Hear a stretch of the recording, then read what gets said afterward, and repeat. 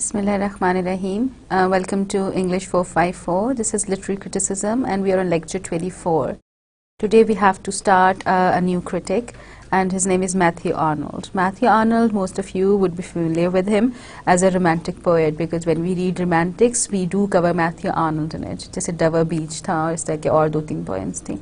But we have to remember that now we're dealing with criticism here, and Mathew Arnold as a critic is very different from S.T. Coleridge or Wordsworth. William Wordsworth and S.T. Coleridge are the the mascot critics of romanticism.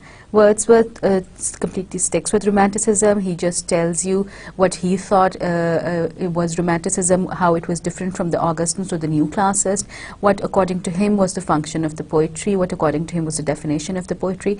He called poetry a spontaneous overflow of powerful feelings recollected in tranquility. He called that the poet has an exalted position in the society, and he or she is not doing something ordinary, but he or she is trying to understand all the aspects, all the intricacies, all the idiosyncrasies, all the aspects, all the elemental passions and all the emotions that encompasses a human soul. Coleridge, on the other hand, deviated from Wordsworth's line of thought a little, and he said that whatever Wordsworth said was good enough, but there are things that he ignored. There were certain deviations in Wordsworth's philosophy. Coleridge's philosophy was essentially descriptive. His criticism was descriptive. He tried to give a theory, but his theory was illustrated with the help of criticizing other poets and their writings. Okay? Coleridge is considered to be one of the greatest critics of English literature, and he is ranked equal to Aristotle because he's given something original. Uski theory of poetry was quite different from that of Wordsworth, but essentially the same, because he also believed that the immediate pleasure of the immediate purpose of poetry was to provide pleasure, and he believed that it is not the job of poetry to give truth. Okay? He also believed that the poet has to be a person who's a profound philosopher at the same time. He should be someone with whom knowledge becomes the second nature. It should be intuitive process for him. He also said that he believed Wordsworth was in the wrong when he was focusing so much on the nature, because for him nature was a very strong factor, but the person on whom the nature is affecting is also it also matters. The person matters as well, because if the person does not have the organic sensibility in it, then all the imagination and all the nature would not work. He talked to us about imagination. He gave us primary imagination and secondary imagination, and he also talked about fancy. Primary imagination, he said that all human beings, they possess it, whereas the secondary imagination was something that only creative artists or writers or poets possess. फिर उसने आपको बताया था एक चीज़ और भी जो बहुत इम्पोर्टेंट थी. जब उसने अपनी पोइट्री की डेफिनेशन दी थी, उसने कहा था poetry is something that is far bigger than what we think verses are. क्योंकि आमतौर पे होते हैं कि आप verses को देख के समझते हैं कि this is poetry, but he says poetry is a much wider term. It encompasses a lot of things. ठीक है? For him, poetry was a process in which the soul of human beings was involved. The entire soul, along with all the faculties, was involved. If that process is taking place, then the poetry is taking place. एक poem बहुत लंबी हो सकती है, लेकिन वो सारी की सारी पोइट्री नहीं होगी, बल्कि उसमें कुछ थोड़ा सा पार्ट होगा उसका जो कि पोइट्री होगा.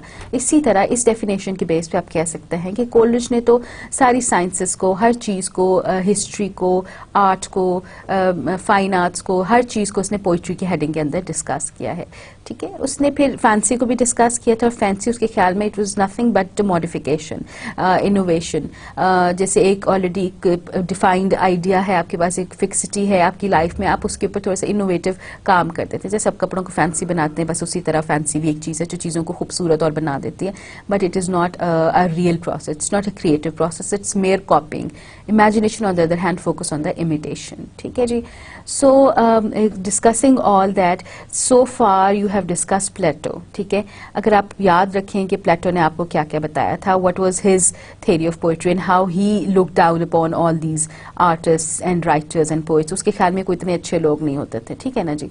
उसने इस चीज़ को, सोफिस्ट जो थे उनको भी उनकी तहरीक से इसको ख्याल आया था कि he should start this movement where he should give the idea of a society which is all perfect and ideal. और फिर उस आइडियल सिटीजन, उस सोसाइटी के आइडियल सिटीजन्स को क्या पढ़ाना चाहिए, फिर उसकी बेसिस पे हमने रिपब्लिक पढ़ी थी, ठीक है। फिर हमने एरिस्टोटल की पोइटिक्स पढ़ी थी, नॉट कंप्लीट बुक, लेकिन हमने उसमें एरिस्टोटल का आइडिया ऑफ ट्रेजेडी देखा था कि what according to him was the perfect tragedy, ठीक है।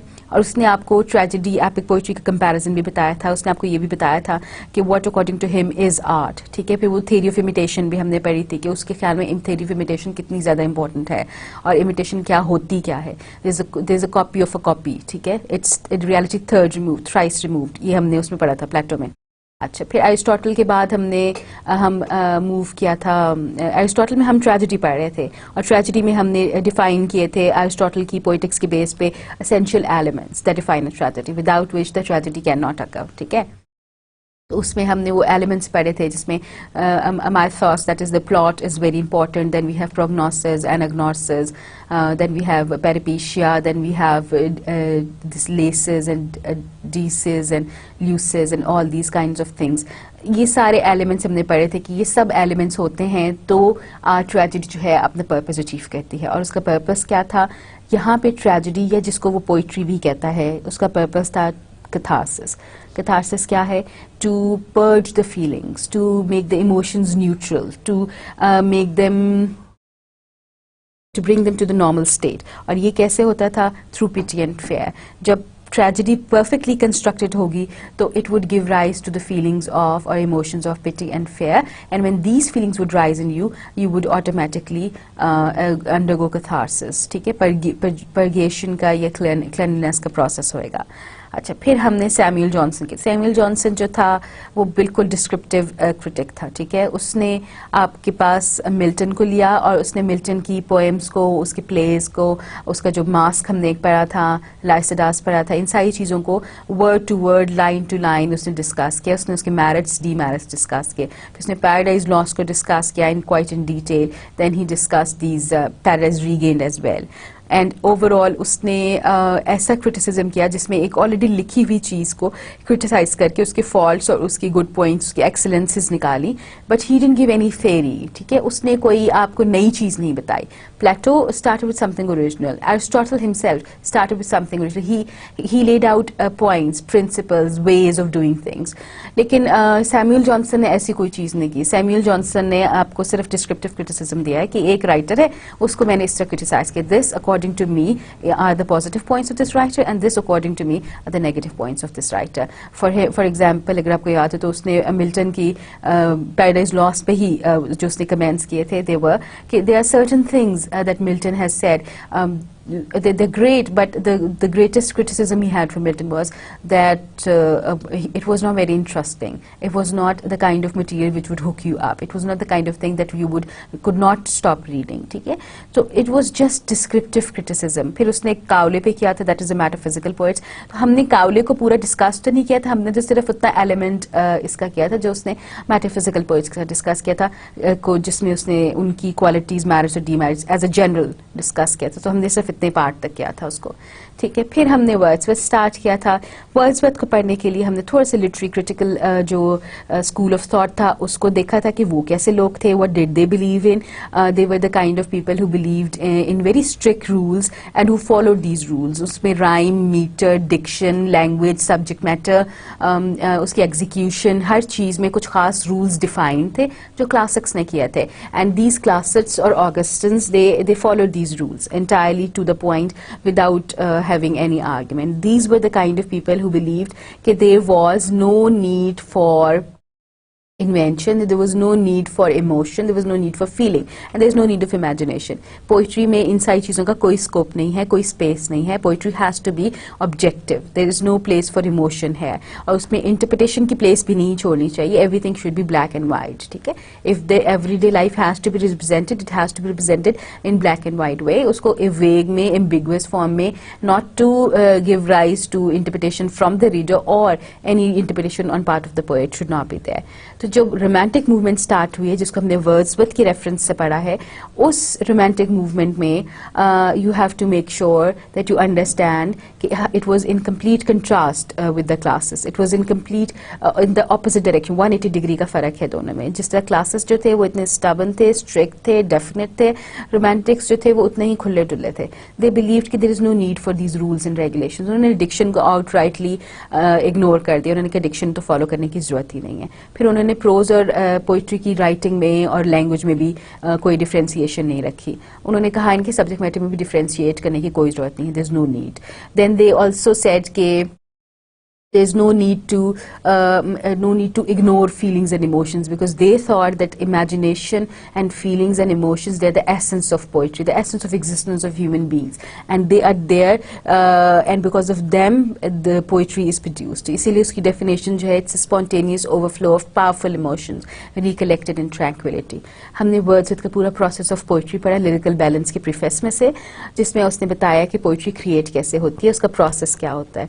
I hope you remember कि उसमें सबसे पहले एक नोटेबल एक्सपीरियंस होता है, फिर उनकी जो होती है कलेक्शन ऑफ इमेजेस होता है, they are recontemplated, then they are recollected in tranquillity and then their poetry is produced.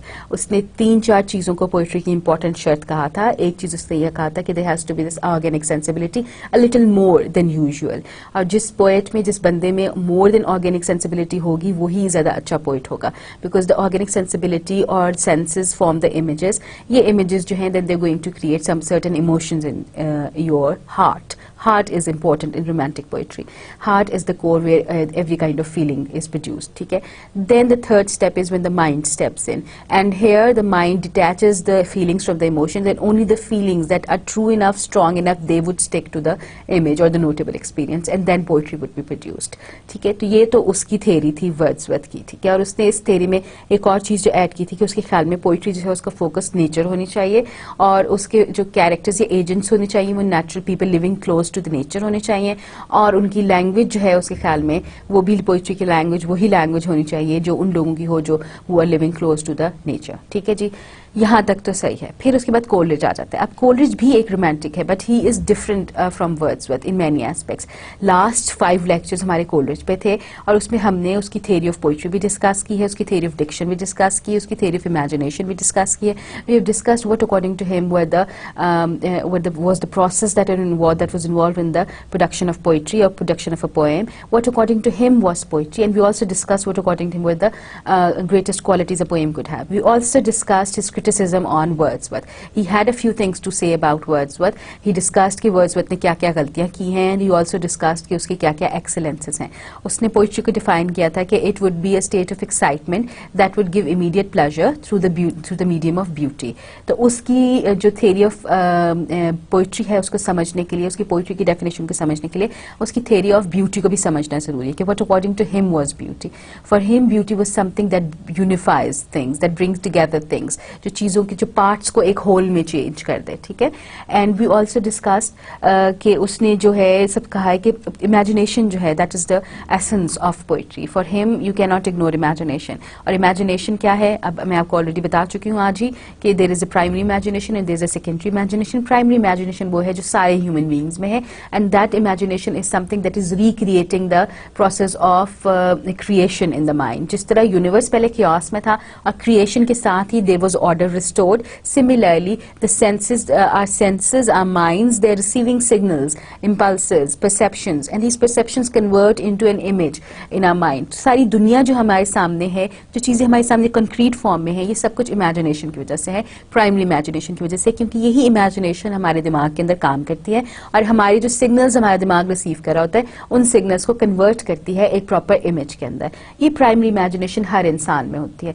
लेकिन उसके बाद आती है secondary imagination. Secondary imagination is combined with the conscious will, an echo of primary imagination, but combined with the conscious will. You want to do that. You want to recreate something. You want to imitate something that is present in front of you in nature. ठीक है? फिर आप उसकी imitation करते हैं। लेकिन उसके बाद उसने fancy का भी जिक्र किया है कि आमतौर पे ये समझा जाता है कि imagination और fancy they are almost the same thing, but he says कि they are two entirely different things because one of them is an imitation, the other one is a mere copy. उसने आपको ये भी बताया है कि there is a difference between the language of prose and poetry, because he thinks that a poet is a person who is a profound philosopher as well. And if you pose this question to a philosopher कि prose और poetry की language में और subject matter में कोई फर्क होता है या नहीं होता, तो फिलोसोफर इसको इस तरह अप्रोच करेगा कि he is going to try and look at the purpose of both things, कि दोनों चीजें लिखी किस लिए जाती हैं, वो क्या अचीव क्या करना चाहते हैं इसके थ्रू. तो जो है प्रोज है उसका पर्पस ये है कि it is to provide truth, and according to Coleridge the purpose of poetry is to provide pleasure, and that is immediate too. So generally होता ही है कि प्रोज भी आपको ट्रूथ के जरिए, जब आपको ट्रूथ मिलता है, यूनिवर्सल ट्रूथ मिलता है, नॉलेज मिलता है, तो that also causes some sort of pleasure, but it's the ultimate end. जो इमीडिएट एंड है इसका प्रोज का, दैट इज ट्रूथ. कि पोइट्री का जो इमीडिएट एंड है that is immediate pleasure. So he says there is a difference in the purpose of the two, so there is essentially a difference in the language of the word chosen as well. फिर उसने Wordsworth को बहुत detail में discuss किया है, उसने Wordsworth की बहुत सी पोएम्स को डिस्कस किया है, और उसने उसके मैरिट्स और डीमेरिट्स बताए हैं. उसने कहा है कि वर्ड्सवर्थ की 3-4 इंपॉर्टेंट जो गलतियां थी वो ये थी कि एक तो he used to deviate from his style, ठीक है, there was inconsistency in his style. फिर वो कहता है कि he played too much stress on nature. And it's not nature which is that important, which would alter the soul of a human being. It is the person also that is important. फिर उसने उसकी language की choice पे भी एतराज़ किया है. उसने कहा कि you say that you want to use the real language. For him the word real was wrong. He believed that he should have used the word ordinary language, because every kind of language has its own peculiarities and every language is real language. So eventually जो peculiarities होती हैं, जो slang होता है, अगर आप उसको हटा दें तो अंदर से असल वाली ज़बान ही निकलती है.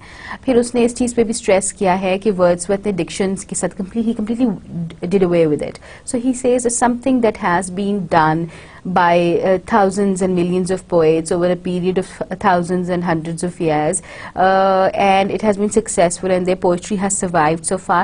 So diction cannot be such a useless thing after all. So there has to be some sort of importance है. उसने पोइट्री की, वर्ड्सवर्थ की पोइट्री की बहुत सारी एक्सेलेंसेस पे भी बात की है. उसने ये भी कहा है कि वर्ड्सवर्थ जो है he is not as faulty as I find him, कि मैंने उसके फॉल्स निकाल दिए, तो he is not good at all. There is plenty of good in him, and for him his language first of all was the most important thing. For him the choice of words was so appropriate that it completely depicted the meaning. Language पे उसने सिखाया कि बहुत original, बहुत pure थी, grammatical थी, और बहुत अच्छे words इस्तेमाल हुए थे. दूसरी चीज़ जो उसने कही है वो ये है कि he was very true, he was very original, and if he is focusing on nature, you can see that this focus on nature is not something that is acquired. It comes to him naturally. This is something that that was a long association with nature, and you can see the spirit of nature evident in whatever he has written. वो उसकी जो sentence construction है उसको appreciate करता है, उसके जो paragraphs उसने लिखे हैं उनको appreciate करता है. He's overall he was with friends after all, so he's quite appreciative of him throughout. There is another part of Coleridge's literary Biographia जिसमें उसमें तो नहीं, लेकिन जिसमें कोलेज ने डिस्कस किया है शेक्सपियर को, और there is a series of lectures on Shakespeare. So if you get a chance you should read that as well, because it would give you an insight as to what kind of a critic Coleridge was. It was quite profound, it's quite in detail, and it's considered to be one of the masterpieces ever written on Shakespeare. Beautiful criticism. But we have to move on. और अब जो हम critic पढ़ेंगे that is Mathew Arnold. अब Mathew Arnold romanticism और Victorian age के cusp पे आता है. He is a romantic at heart basically. ये वो बंदा है जिसने romantic poetry खुद भी की है. अगर आपके कोर्स में romantic poetry included थी मास्टर्स के, तो आपने देखा होगा कि romantic poetry में डबर बीच आती है Mathew Arnold ने जो लिखी है.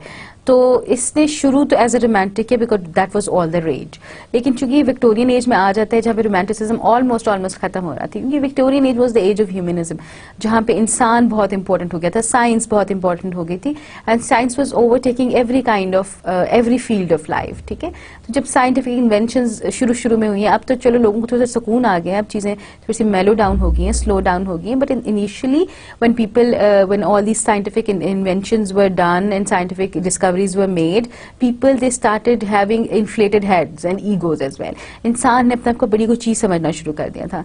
तो और जो विक्टोरियन एरा है ना, it's an era of rules and regulations and morality and all this. बहुत स्ट्रिक्ट एरा है, इसमें मोरालिटी पे भी बहुत ज़्यादा जोर था. क्योंकि अगर आप क्वीन विक्टोरिया की पिक्चर्स भी देखें तो she look like a prude. So Matthew Arnold भी एक प्रूड है, मॉरलिस्ट है, बहुत लिटरेचर को religion की तरह ट्रीट करता है. People generally don't like him and he's quite difficult to understand as well because people believe that there's a fake element in Mathew Arnold as well because he's too goody-goody and no one can be too goody-goody, you know. We are all human beings, so we are all black and white. Sometimes we are grey. So for Mathew Arnold, I personally don't like him but because I find him a little too stiff and I find him a little too artificial. I liked Wordsworth and Coleridge criticism and I liked Aristotle very much because they were quite original. Samuel Johnson had nothing original to say. अब हम Mathew Arnold को देखते हैं and we'll see what we make up of him. So Mathew Arnold was a great poet, a prose writer and critic, and he belonged to the 19th century English literature. ये हम पहले discuss कर चुके हैं कि Victorian area start हो गया था, विक्टोरियन एरा स्टार्ट हो गया था, and he was one of the greatest poets at that time. He was quite well known. जब हम greatest कहते हैं तो उसका मतलब ये नहीं होता कि वो मिल्टन या शेक्सपियर है, इसका मतलब ये होता है कि renowned. There were many poets in an era, and there are many people who have been writing poetry, but there are a few names that stand out. So Mathew Arnold is one of the few names who didn't, you know, die out while the time passed. It was one of the few names that stuck to it. हमें उसका नाम पता है आज, so इसलिए हम उसको greatest poets कह देते हैं. He is a prose writer as well. He started out in poetry. He doubled his hands in poetry, but then he decided that he doesn't want to do it anymore, and he moved to prose. ठीक है? Maybe he was not creative enough. Maybe he was not inspired enough. Maybe, as Wordsworth put, there was no organic sensibility in him. Or, as Coleridge puts it, कि वो he was not a profound philosopher. He was just a thinker. अच्छा जी, वो pros writer बन गया, फिर उसके बाद pros writer से अगला स्टेप ये था कि वो क्रिटिक बन गया. अगर आप देखें तो this is the usual process that people follow. When they're not successful as a poet, they would become prose writers, and when they're not successful as prose writers, they would become critics, because criticism is the easiest thing in the world. That's the best thing that you can do. This is the best thing I can do. I mean, I can sit in a chair and criticize every person that passes in front of me. Easy, very easy. इसके कपड़े कैसे पहने, इसकी शक्ल कैसे है, इसका नाक कैसे है, इसके बाल कैसे है, आसान है ना. ठीक है, ये चलता कैसे है, और इसको तमीज़ नहीं बात करने की, किस तरह के घर से आया है. तो this is the easiest thing to criticism is very easy. That kind of criticism where you are not being original, जहाँ पे आप सोच नहीं रहे, क्योंकि ये चीज़ आपको याद रखनी है कि critic has to be a profound philosopher. Philosopher क्या होते हैं, जो कोई नया आइडिया देते हैं, कोई original thought देते हैं. PhD की जो डिग्री होती है ना, that is doctorate in philosophy. Why is it doctorate in philosophy? क्योंकि जब आप PhD करते हैं तो सपोजली आप एक हाइपोथेसिस देते हैं, एक आइडिया देते हैं, आपने उस आइडिया का जवाब देना होता है, उसका जवाब ढूंढना होता है. आप एक नई बात करते हैं, ओरिजिनल थॉट देते हैं, एक ओरिजिनल आर्टिकल लिखते हैं. ठीक है, so a critic has to be a profound philosopher as well, because a poet, a critic, ये सब जो हायर आर्ट फॉर्म से डील कर रहे हैं, they have to be philosophers, they have to be original. If they not original and if they borrowing things from here and there, then they're not going to be very interesting to read. So इसके साथ मसला यही है Arnold के साथ. Okay, Mathew Arnold, the most influential of the Victorian critics, has been characterized by David Daiches as the great modern critic. ठीक है, modern critic इस तरह के क्लासिक्स से तो ये हट गया, और ये रोमांटिक्स से भी हट गया. So he is a new breed altogether. He is known as the great romantic, is the great modern critic. David Daiches is the person who's written this history of English literature. It's a very big book in 4 volumes, in which he has chronologically covered the entire history of English literature, critical history of English literature. Okay? He's not only written a history, but he has already also given the criticism on every era and every kind of writers. उसकी marriage और डीमैरिज को भी इसने discuss किया है. The title was well deserved, as Arnold time has mainly adopted his method and outlook. इसलिए इसको कहते हैं greatest critic, greatest modern critic, because he was one of the few lucky peoples जिनका जो अपने ही टाइम में एक्सेप्ट हो जाते हैं, ठीक है, जो अपने ही टाइम में जिनका पूरे का पूरा थॉट प्रोसेस एक्सेप्ट हो जाता है, and that becomes the thought process of the everyone writing in those days. So इस लिहाज से ये बहुत लकी रहा है. जैसे होते हैं ना बाकी लोग होते हैं, after they die the works are published and people accept them and you know applaud them and think of them as good philosophers or high philosophers or whatever. Matthew Arnold के साथ ये हुआ है कि उसकी ज़िंदगी में ही it became the raging thought कि जो वो कह रहा था, जिस तरह का क्रिटिसिज्म वो कर रहा था, जो उसका थॉट प्रोसेस था, वही थॉट प्रोसेस उसके ज़माने का भी था. उस एज में वही कुछ हो रहा था, उसी तरह सोचा जा रहा था, उसी तरह लिखा जा रहा था जिस तरह आर्नल्ड लिखता था. Okay. In fact, Arnold stays within the classical tradition and therefore shares an essential bias in the approach to criticism. Classical criticism किस चीज़ को फॉलो करता था? रूल्स को फॉलो करता था. क्लासिकल क्रिटिसिज्म कहता था कि there is a set of rules for everything. If you want to write poetry, it should have this, this, this, this, and this. ठीक है? If it does not have, let's say, D and E, then it's not a good poem. ठीक है? This is the approach. Arnold के approach को समझने के लिए आप ये देखिए कि उसने classical, he was associated himself with the classicals. When he associated himself with the classicals, he had a bias towards that. It means कि he was prejudiced in their favour. So when he was prejudiced in their favour, तो वो modern literature को भी उसी पैमाने पे नापता था. That was the touch stone for him, classical literature, classical criticism जो था. इसीलिए जनरली उस ज़माने का ट्रेंड भी यही था कि वो क्लासिकल क्रिटिसिज्म को फॉलो करते थे, उसको असेस करते थे, उसी पे नए लिटरेचर को भी जज करते थे. Arnold deplored the lack of firm authority and centrality of excellence in the literature of their age.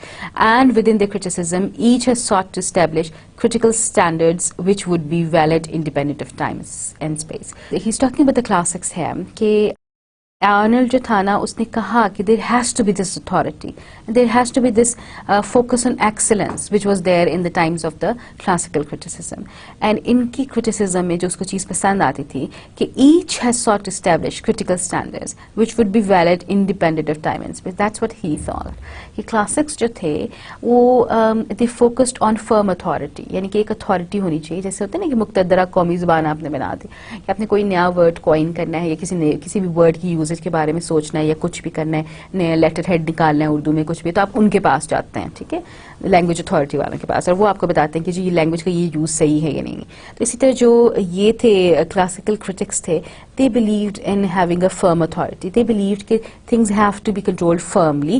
There has to be a centrality, and there has to be a centrality of excellence. There should be focus, center of attention जो है वो excellence होनी चाहिए, excellence produce होनी चाहिए.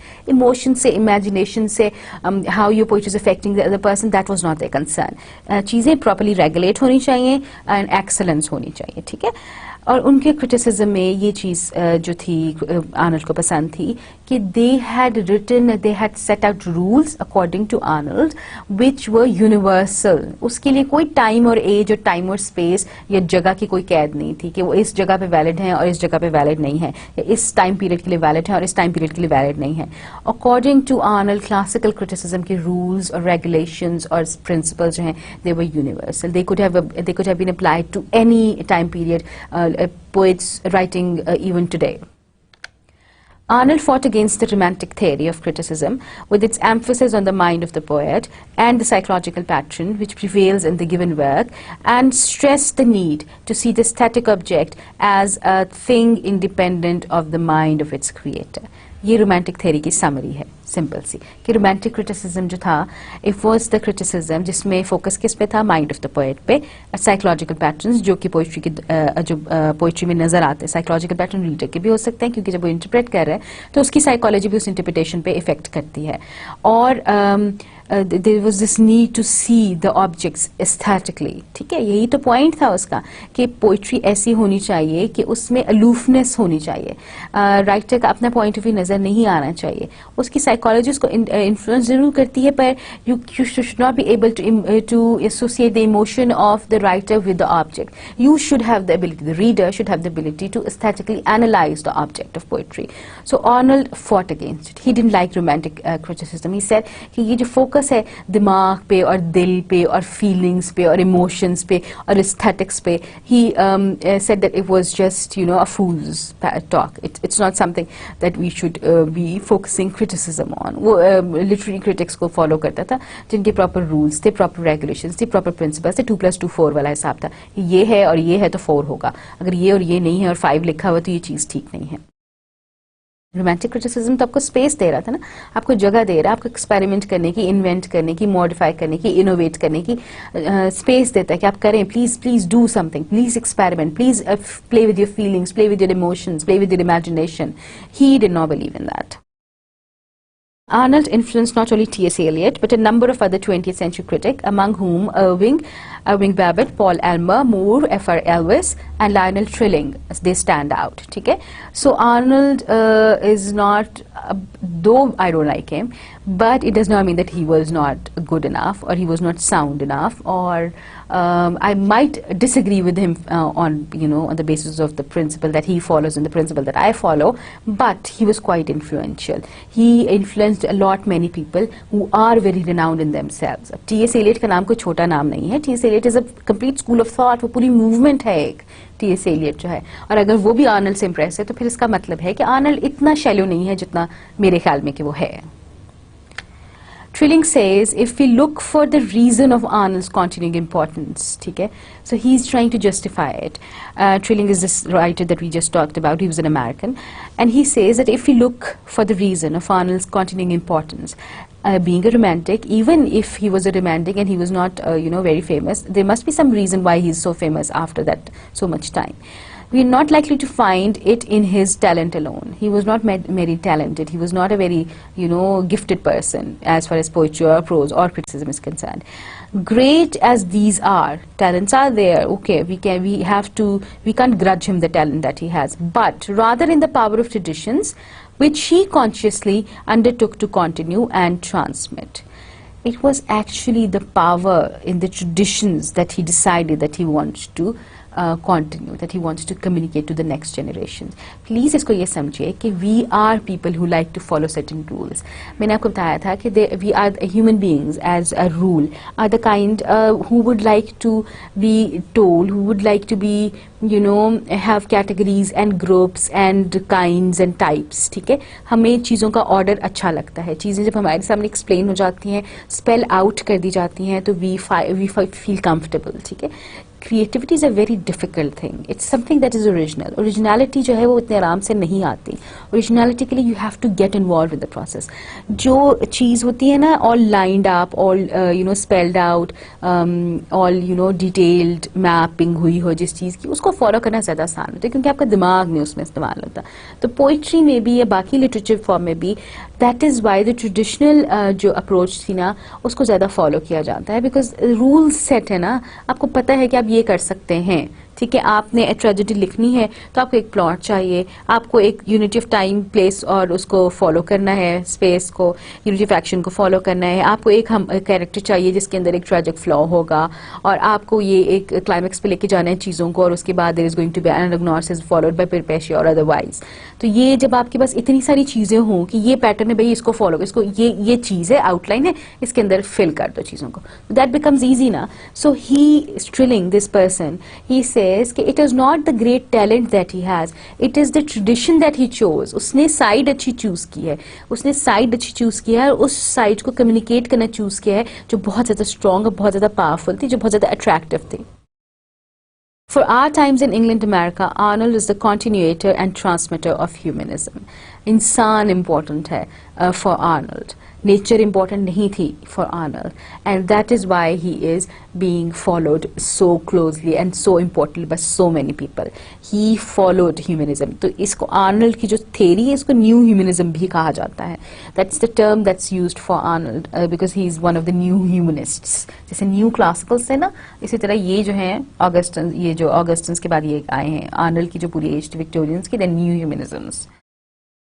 अच्छा जी, Arnold turned to criticism after having first tried his hand at poetry. I told you that उसने कोशिश की थी poetry करने की. He was a poet.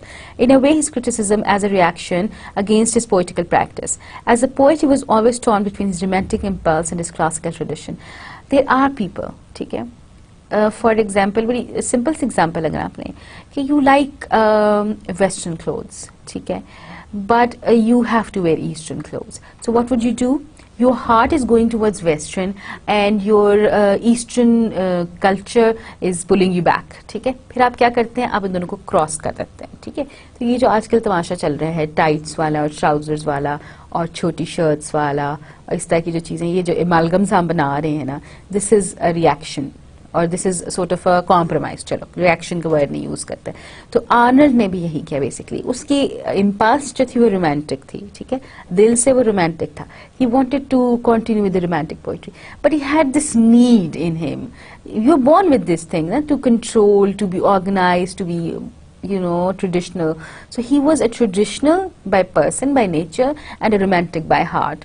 So इन दोनों चीज़ों का contrast जो था ना, इन ये इकट्ठे हो गए थे इसकी personality में, and that is why he had to let go of one of them. तो उसने romanticism को छोड़ दिया था और अपनी nature, he went with his nature. So though a romantic at heart, he turned his back completely on the romantic theory of poetry. Nor did he subscribe to the view that poetry was the expression of the state of one's own mind in a figurative language. ना वो ये मानता था कि आपके emotions का expression है, ना वो ये मानता था कि आपकी state of mind को डिपेक्ट करती है. ठीक है, उसने दिल और दिमाग दोनों को ही let go कर दिया. Coleridge, Wordsworth कहता था कि दिल, heart, core of your heart, poetry produced the core of your heart, feelings produced the core of your heart. Coleridge क्या कहता था कि head and heart, there has to be a balance. Imagination ये balance लेके आते हैं, इन दोनों powers को unify कर देती है, logic को और emotions को. उसने दोनों को नहीं जाने दिया और ये कहता है कि ना तो दिल की ज़रूरत है ना दिमाग की ज़रूरत है. He says कि romantic theory of poetry को मैं इसलिए छोड़ रहा हूँ कि I don't believe that it is an expression of your feelings, nor is it an expression of your state of mind in a figurative language. It is not depicting what you're thinking in a figurative language. ये जो हम use करते हैं कि metaphors use कर रहे हैं, similes use कर रहे हैं, या अगर किसी और तरीके से भी आप कहना चाह रहे हैं अपनी बात को, कोई enigma है, कुछ किसी तरह भी, तो किसी तरह भी ये आपकी state of mind को डिपेक्ट नहीं करेगा, ना ये आपके इमोशंस को डिपिक्ट करेगा. कंप्लीट ट्रेडिशनलिस्ट है, कंप्लीट क्लासिस्ट है, बिकॉज ही सेज, जैसे क्लासिसिज्म में हमने पढ़ा था कि लिटरेरी क्लासिक्स जो थे, क्लासिक क्रिटिक्स जो थे, दे बिलीव्ड कि इमोशंस की जगह ही नहीं है, फीलिंग्स की जगह ही नहीं है. Objective, precise, there has to be geometric precision, जिसमें जगह ही ना बचे. इतना कंप्लीटली कंस्ट्रक्ट करें, इतना साउंडली कंस्ट्रक्ट करें, इतनी मैथमेटिकल कैलकुलेशंस आपकी एक्यूरेट होनी चाहिए कि किसी और चीज़ की जगह ही ना रहे, कोई फीलिंग, कोई इमोशन, कोई फजूल बात अंदर एंटर ना हो सके. He believed, like Aristotle, that the fit subject for poetry was action. Aristotle ने कहा था कि there has to be action present. ठीक है ना, आपको याद होगा कि Aristotle ने कहा था action नहीं है तो play नहीं है. ठीक है, romantics के तो पास कोई action नहीं था ना. romantics तो were all about emotions. वो एक चीज़ को पकड़ लेंगे. अब खुद ही सोचिए कि romantics तो daffodils पे discourse कर रहे इतना लंबा लंबा, तो और है तो कुछ भी, कोई एक्शन तो नहीं हो रहा, कोई डेफोडिल जंप तो नहीं मारे, डेफोडिल जो है वो म्यूटेंट तो नहीं बन गया, उसके हाथ में गन तो नहीं आ गई. डेफोडिल तो एक फूल है बेचारा, हवा में हल्का हल्का इस तरह हल्कोरे ले रहा है और उस पर पूरी पोएम लिख दिया उसने पकड़ के. तो ये कहता है कि एरिस्टोटल ने कहा था कि there has to be action, so he believes that too, there has to be action, something should be happening. Romantics they don't believe that, वो तो इमोशंस, फीलिंग्स, थॉट्स पे बैठे रहते हैं. ही सेज कि there has to be action, there has to be something happening. It was to combat this tendency, namely the lack of action and a morbid preoccupation with thought, that he launched his critical manifesto in 1853. Please notice the word. This is how the critics of romanticism, they see it. Romantic theory ko, romantic criticism ko. They say that there is this tendency in romanticism, namely the tendency of lack of action. There is no action in romanticism. And a morbid preoccupation, morbid, very sad, very depressing preoccupation. Such a preoccupation is completely obsessed with thoughts. There is no action in it, and there is completely preoccupation, complete possession by thoughts. In चीज़ों की वजह से, this according to him was the negative point of romanticism. He wanted action. he wanted things to be happening. Action से मेरा मतलब von dam या मेरा मतलब सिल्वेस्टर स्टैलन नहीं है, या ना मेरा मतलब आर्नल्ड श्वार्ज़नेगर है कि वो इतनी सारी गन्स पहन के और 2 गन्ने पीछे 4 गन्ने आगे लटका के आ जाएगा लड़ाई करने के लिए. No, it's the different kind of action. And if you recall Aristotle, you'll understand what I mean by action here. So he launched his own critical manifesto. उसने अपना आइन दिया, उसने अपना कॉन्स्टिट्यूशन दिया कि मेरे ख्याल में क्रिटिसिज्म जो है उसमें पोइट्री, हाई आर्ट फॉर्म्स कोई भी हैं, लिटरेचर है, उसकी ये बेसिक्स होनी चाहिए. Arnold's criticism measured the distance between his ambition as a poet and his performance. ठीक है, there is a distance. और उसका क्रिटिसिज्म जो है वो एक्सप्लेन करता है उसकी पोइट्री को, और जो उसकी एम्बिशन थी पोइट्री के बारे में, जो उसका ख्याल था कि उसको पोइट्री होनी चाहिए, और जो उसने परफॉर्म किया as a poet. A poet in tradition of Keats. अब now look, he was writing like Keats used to, वो उसको फॉलो कर रहा था. He seeks in his prose to extricate himself from the romantic tradition he both loves and despise. There's a love-hate relationship between Arnold and romanticism. He followed Keats as a poet, ठीक है. He aspired to be like him, but there's a distance between what he wanted to be and what he did. So there must have been something lacking in his poetry. So he wanted to be a romantic, and he loved them, but he despised them at the same time. So कुछ मुझे अंगूर खट्टे हैं वाला मामला लगता है यहाँ पे कि he wanted to be like them, but he couldn't. So he said that I'll be against them then. Nothing in the history of criticism is more familiar than the spectacle of a poet turning in early middle age to justify his achievements and rationalize his failures, as Dryden had done, or Baudelaire and Eliot, to explore in prose notions for which, as poets, they felt themselves unready. देखिए जी, ये वही बात है कि ये 3-4 नाम हैं. Baudelaire is a French writer, Dryden का हमें पता है, T.S. Eliot का हमें पता है. So it's not a very uncommon phenomenon. This is something that happens in life as well. There's a thing known as midlife crisis. So these people, they had this passion, okay, towards a certain kind of poetry. They wanted to be like the poets they admired. They were inspired by these great poets, okay. They wanted to be like them. They tried. They dabbled their hands in it. But they couldn't somehow. They lacked the sensibility or the inspiration or the creative genius or whatever the reason may be. उनसे नहीं हुआ. और फिर क्या करते हैं? They turn against it. फिर वो क्या करते हैं? They start writing in prose. और prose में वो they try to justify the achievement of the poet they were trying to follow. उसकी achievements को undermine करते हैं कि उसने ये लिखा है, ठीक है, मास्टर का समझा जाता है उसको, पोइट्री का उसको क्लासिक्स में डाला जाता है, he's a great poet, and but he's going to justify कि ये कितने कमाल की बात नहीं है, ये तो एज ऐसी थी, मौसम ऐसा था, उसने ये चीज़ खाई हुई थी, ये चीज़ पी हुई थी, और उसकी वजह से उसके साथ ये हो गया, उसकी वजह से उसने ये पोइट्री लिख दी, कोई कमाल की बात नहीं है. And then they also rationalise their own failures, ठीक है. वो अपनी अचीवमेंट्स को भी जस्टिफाई करते हैं, और उसके बाद ये भी कहते हैं कि जो कुछ 4 चीज़ें उन्होंने अच्छी लिख दी है ना, उनको भी वो जस्टिफाई करेंगे कि हाँ जी हमने ये लिखा था, तो that was the creative process that was involved in us, that जिससे हम इंस्पायर हो गए, हमने ये लिख दिया. At the same time they also rationalise the failures that they have made, कि जो उनसे गलतियाँ हो जाती हैं उसको भी रैशनलाइज करते हैं, और फिर उसके बाद दे टर्न टूवर्ड्स क्रिटिसिज्म. वो फिर उनके बखिए उधेड़ देते हैं, उनकी गलतियाँ निकाल देते हैं, ठीक है. तो ये समथिंग वेरी वेरी फेमिलियर. मैंने बिल्कुल आपको शुरू में कहा था कि this is a very common process कि वो पोइट्री से स्टार्ट करते हैं, दे मूव टूवर्ड्स प्रोज, ठीक है, और उस प्रोज में वो बेसिकली अपनी उस पोइट्री की जो अचीवमेंट्स हैं उनको जस्टिफाई करते हैं, और जो उनकी फेलियर्स हैं उसको रैशनलाइज करते हैं, ठीक है, उनको एक्सप्लेन अवे कर देते हैं, और फिर दे टर्न टूवर्ड्स क्रिटिसिज्म. और वो उन्हीं पोइट्स को जिनको वो सारी जिंदगी आइडियलाइज करते आए हैं, जिन जैसा वो बनना चाहते थे, उनको क्रिटिसाइज करना शुरू करते हैं, ठीक है. And they say कि whatever these poets were doing, the world was not ready for it. ठीक है, ये चीज़ है ना, ये बहुत important है. Eliot explore in prose notions for which, as poets, they felt themselves unready. ठीक है. जब भी कोई नई चीज़ स्टार्ट होती है, जैसे रोमांटिसिज्म कोई नई चीज़ थी, it's something new, it's something original, it's innovative, not everyone can do it, ठीक है. It requires a poetic genius, artistic genius, कुछ नया करने के लिए. Everyone wants to follow that, ठीक है. एक नई चीज़ बनती है, कोई नया बंदा नजर आता है, फैशनेबल, खूबसूरत, सारे उसको फॉलो करने की कोशिश करते हैं. सबसे नहीं होता, जब सबसे नहीं होता तो वो उस बंदे में कीड़े निकालना शुरू कर देते हैं. बस ये क्रिटिसिज्म की हिस्ट्री है, and this is happened not only to Arnold but many of the other names that I have already mentioned to you. His criticism began in hostile spirit. He's bitter, ठीक है? You'll realize when you read him, you'll realize that he's bitter and he's hostile, that is why. And in self-disgust, because he's bitter, he's disgusted with himself. He's not going to tell you that he's disgusted with himself, but you can see it, you can sense it when you read him. Okay, there is an element of disgust involved here. He's not happy with himself.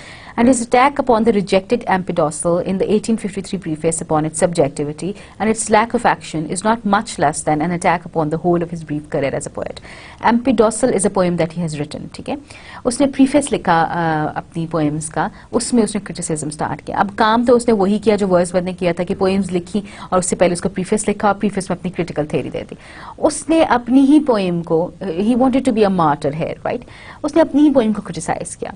उसकी जो lack of action है उसको criticize किया. उसने कहा I went on, I droned on for so long without saying anything. There was too much subjectivity there. There was nothing objective in my poem. There was nothing, there was no action there. So उसने अपने ही आप पे सबसे पहले attack किया as a poet. He attacked himself as a critic. ठीक है? He attacked his poet self as a critic, and he bombarded his romantic image. This lack of action, not much less than attack upon the whole of his brief career as a poet. It was like, attacking his entire career as a poet, ignoring it outrightly, saying that it was nothing, it was useless, and he should not have done it in the first place. उसके जो critical works हैं, उसका poetic career start होता है 1867 में, and he devoted the remaining 20 years his life, critical career ख़त्म होता है 1867 में, और बाकी जो 20 साल वो जिंदा रहा उसने criticism किया, ठीक है, यानी critical writings की. 1857 he was elected to the chair of poetry at Oxford, which offered him an advantageous and honourable position to develop his critical powers. Basically वो पोजीशन उसकी एक ऐसी हो गई थी, उसको एक ऐसी पोस्ट मिल गई थी. This is chair every in Oxford university, this is the chair of biology and the chair of literature and chair of poetry.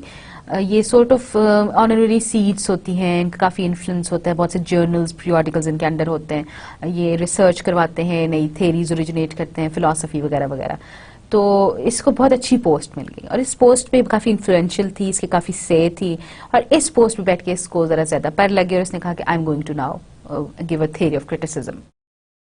And Oxford of course फिर इंपॉर्टेंट जगह है, रिनाउंड है इवन टुडे. इंग्लैंड में भी होती होगी, ज़ाहिर है, हमें इतनी पसंद है. तो it was during this period that he delivered a series of lectures which formed the bulk of his literary criticism. ठीक है? During this period, because he was teaching at Oxford, so there was a series of lecture. और वो lectures जो थे वो basically उसके criticism पे थे. His chief critical works include his 3 lectures, जो important series हैं, हम सिर्फ उनका जिक्र कर रहे हैं. एक थी जो उसने on translating Homer दी थी, lectures on the study of Celtic literature 1867, and the 2 series of essay on criticism that was एक उसमें से था academies पे और दूसरा था poetry पे, influence of poetry पे. And there were many articles he has written to different periodicals. ये जो research papers जिनको आप कहते हैं, जिसकी चीज़ हमने पढ़नी है, that is his essay in criticism. The 2 volumes of essays in criticism and the best known of Arnold's critical works. The first 2 essays, The Function of Criticism at the Present Time, and the second is The Influence of Academies. This soberly treats the main ideas already expressed in the preface of 1853. तो जो उसका criticism का essence है ना, वो basically उस preface में है, उसकी poems की, ठीक है. उसने उसमें जो idea दे दिया है, उसको further उसने फिर elaborate किया है, उसको उसने expand करके एक series of lectures बना ली है. और इसी तरह जो 2 essays important हैं, उसमें एक है Function of Criticism at the Present Times and The Influence of Academies, जो हम पढ़ेंगे. अच्छा जी, Arnold declares the rule for English criticism mainly summed up in one word: disinterestedness. That is his rule of English criticism. That is what he thinks English criticism should be about. That if you want to be a good critic, and what English criticism should judge should be the disinterestedness of the writer. How aloof was he? How much did he kept himself separate from whatever he was writing, emotionally as well as logically? Arnold elaborates the term disinterestedness and explains that it can be shown by keeping aloof from what is called the practical view of things. अरे जो उसने उसको explain किया है कि disinterestedness है क्या? It is can be shown, it can be explained by keeping aloof from what is called the practical view of things. Do not focus on the practical view of things. Do not focus on the way things exist in this world. You should keep aloof from it, stay away from it, stay emotionally detached from these things.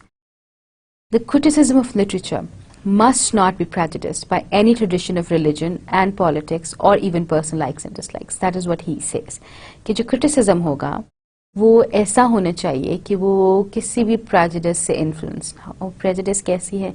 या तो वो personal हो सकती है, religious हो सकती है, racial हो सकती है, ethnic हो सकती है, geographical भी हो सकती है. ठीक है? He believes that there has to be no prejudice and there has to be no bias there.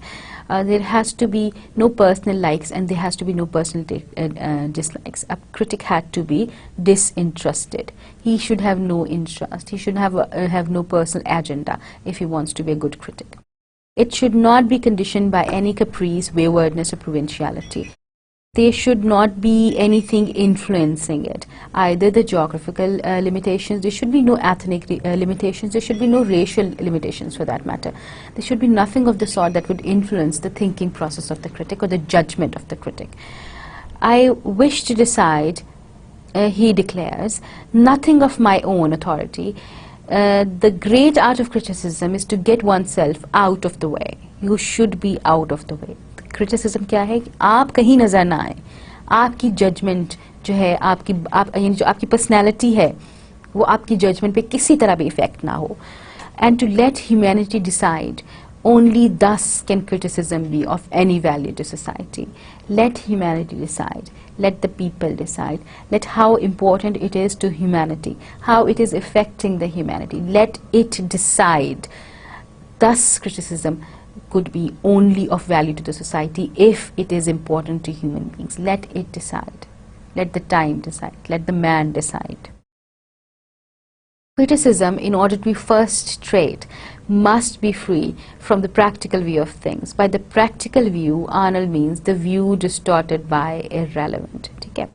Practicality of view क्या है?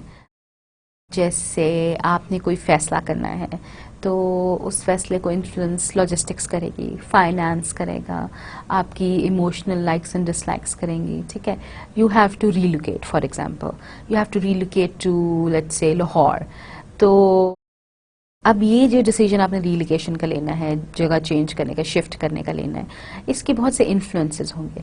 तो वो इन्फ्लुएंसेस होंगे, आप फाइनेंस भी देखेंगे, आप जाने का तरीका भी सोचेंगे, आप वहाँ जाके रहने का तरीका सोचेंगे, आप नौकरी का सोचेंगे, हज़ारों चीज़ें हैं जो आप सोचेंगे. ठीक है? आर्नल्ड कहता है कि जब आप किसी चीज़ को एनालाइज करना शुरू करें, किसी पीस ऑफ लिटरेचर को देखना शुरू करें, उसको क्रिटिसाइज करना शुरू करें, या उसकी critical appreciation, to use the precise word, करना शुरू करें, तो आपने इन चीज़ों को इग्नोर कर देना. ठीक है? अब मैं आपको एग्जांपल के लिए सिर्फ ये बताई हैं, ये चीज़ें वो नहीं हैं जो आप प्रैक्टिकल व्यूज़ में इंक्लूड करते हैं. आपने इस चीज़ को इग्नोर कर देना है कि वो कौन सी थ्योरी को फॉलो कर रहे हैं, कौन सी फिलॉसफी को फॉलो कर रहे हैं, इस राइटर का ताल्लुक कौन से मजहबी फ़िरके से है. आपने इस चीज़ को इग्नोर कर देना है कि वो कौन से इलाके से ताल्लुक़ रखता है, वो मुसलमान है, हिंदू है, पाकिस्तान में रहता है, इंडिया में रहता है, अमीर है कि गरीब है, औरत है कि बंदा है.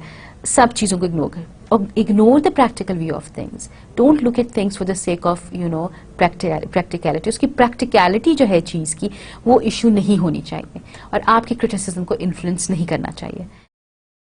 He advises the reader to try and approach truth on one side after another, not to strive or cry, not to persist in pressing forward on any one side. कभी इस साइड से आए चीज़ को देखने के लिए, फिर दूसरी साइड से आए, फिर पीछे से आए, फिर आगे से आए. कोई चीज़ अप्रिशिएट करनी है, कोई चीज़ एनालाइज करनी है, हर एंगल से करें, हर तरह से करें. एक ही एंगल से, एक ही सुराख से ना देखे जाए, दूरबीन की दूसरे सुराख से भी देखें, टेलीस्कोप लगा के देखें, जिस तरह हो सकता है देखें. डू नॉट स्ट्रेस और do not come hardly on one side only. Not to persist in pressing forward on any one side with violence and self-will. It is only thus, it seems to me, that mortals may hope to gain any vision of the mysterious goddess, whom we shall never see except in outline, but only thus, even in outline.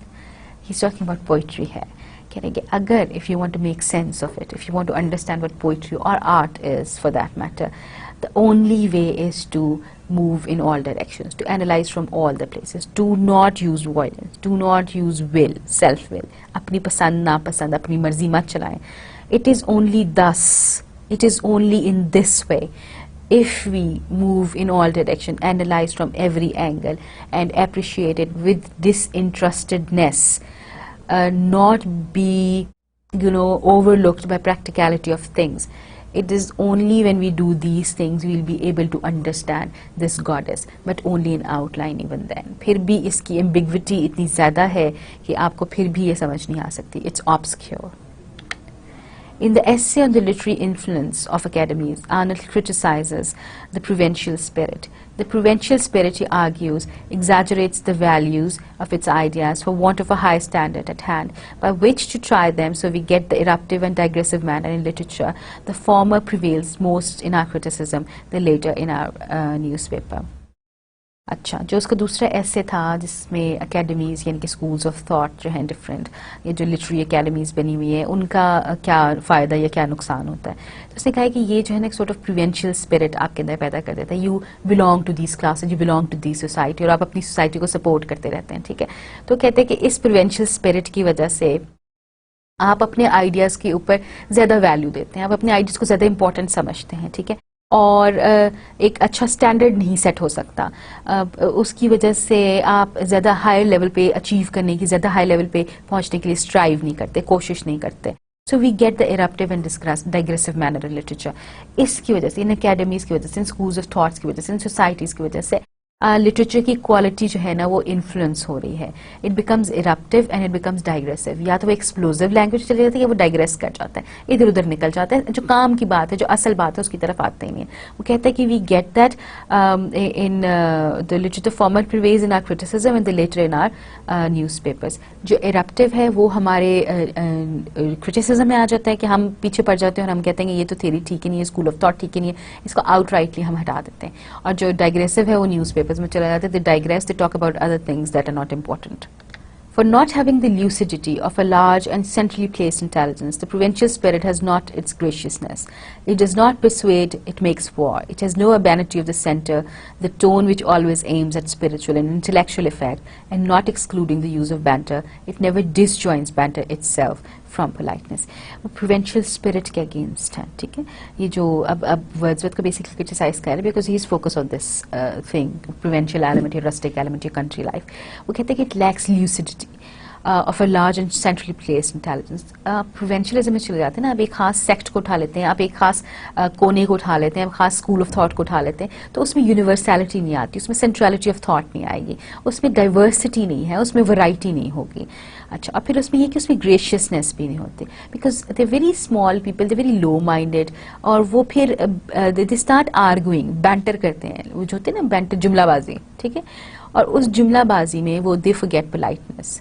He believes कि intellectuals या spiritual factors जो होते हैं वो कभी भी हाथ से नहीं जाने चाहते, और जो अच्छे राइटर्स या अच्छे क्रिटिक्स होते हैं they stick to politeness. Even if they are having this logical banter, even if they are having this argument, they would not let go of politeness.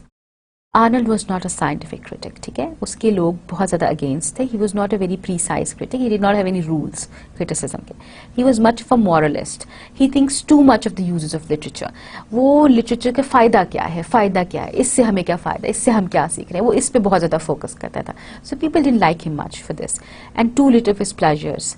वो उसकी प्लेजर पे इतना फोकस नहीं करता था, बल्कि उसके लेसन्स पे ज़्यादा फोकस करता था कि आप सीख क्या रहे हैं. इसमें मोरालिटी वाली बात है कि इससे फ़ायदा क्या हो रहा है आपको. He did not believe in pleasure, करता था पर उस पर फोकस नहीं करता था. He attaches too much importance to taste and too little to relish. जायके पे फोकस करता था, मज़े पे फोकस नहीं करता था.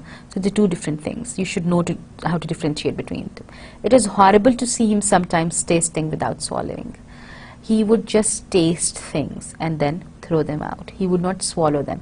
Sometimes things you relish them after you have swallowed them. There's a tendency in him to call no man a poet unless he has been baptized. He took literature as a part of church service. He was a little too moral. ये उसको criticize करने का एक तरीका है कि उसके लिए poet का baptized Christian होना बड़ा ज़रूरी था. Unless and until he's a Christian, he would not be a good poet. That's not, literally true what I'm saying here. It's just a way of putting things. That for him, literature was like religion. You have to be moralist. आप right side पे अगर आप हैं तो फिर आप ठीक है. अगर आप right side पे हैं तो फिर आप अच्छे poet हैं. अगर आप अपनी पोइट्री में अच्छी चीज़ें सिखा रहे हैं तो ही आप अच्छे पोइट हैं। अगर आपकी पोइट्री में कोई गलत चीज़ आ रही है फिर आप अच्छे पोइट नहीं हैं, चाहे आपकी पोइट्री कितनी हाई क्लास क्यों ना हो। लेकिन आर्नल्ड के लिए आप अच्छे पोइट नहीं होंगे अगर आप मोरालिटी से हट गए हैं। Poetry of revolt against moral ideas was a poetry for him, the revolt against life. For him, poetry has to be about morality. If it's against morality, it's against life. All this seriously offends the modern mind, because modern writing, modern poetry, modern drama, it's not about morality. It's about man and the problems that man faces, the life that he has to undergo, the struggle between good and evil. Of course, it does exist, लेकिन ये focus नहीं है अब literature का। तो Arnold हमें इसलिए offend करता है। आर्नल्ड मुझे इसलिए पसंद नहीं है because he's a moralist. He tells me what to think. He tells me how to behave. I don't want to know that, and nor does the other modern readers. He was not a great scholar, much less a linguist, ठीक है। And उसका criticism उस पर सबसे बड़ा ये होता है कि भाई तुम्हें जो ज़बान आती नहीं है, उसने रशियन और जो क्या कहते हैं जर्मन लैंग्वेज है उस पर इतनी लंबी, उसकी राइटर्स पे इतनी लंबी लंबी क्रिटिकल आर्टिकल्स रखे हुए हैं, जबकि उसको ये दो ज़बानें आती ही नहीं है। जब तक आपको एक ज़बान नहीं आती आप उस ज़बान के किसी राइटर को जज कैसे कर सकते हैं, उस पर क्रिटिसिज्म लिख कैसे सकते हैं। तो इसके टैलेंट्स पे लोगों को सीरियस किस्म के डाउट्स हैं। Placed against Dr. Johnson and Coleridge, he was unlearned. He embarked upon criticizing authors in languages he did not understand. ठीक है, तो डॉक्टर जॉनसन और कॉलेज से जब हम इसको कंपेयर करते हैं तो हमें ये क्रूड लगता है, अनकूथ लगता है, अनलर्नड लगता है। He is not a scholarly person, he is not the kind of person who would impress a person like me even. His critical methods are also very doubtful. He made a lot of fuss about disinterestedness, but it's doubtful if he himself was ever a disinterested critic.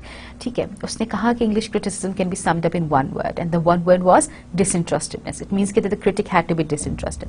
लेकिन आप इसका criticism पढ़ते हैं तो ये तो खुद disinterested नहीं है. He has biases, he has prejudices. वो तो खुद judgmental है. जब वो खुद इतना judgmental है तो वो तो अपनी ही theory को negate कर रहा है. तो disinterestedness तो वो खुद ही violate कर देता है. His obsession with high seriousness makes him a dogmatic critic. We find him nauseating, and he believed in all this high seriousness and morality. So no one likes morality. No one is interested in reading about good day in day out. So and if you're judging things on the basis of that, then he becomes very boring. So he was a dogmatic critic. That's the worst criticism on him. So that's about all. We're going to start what all he has to say about criticism in a little detail. Thank you.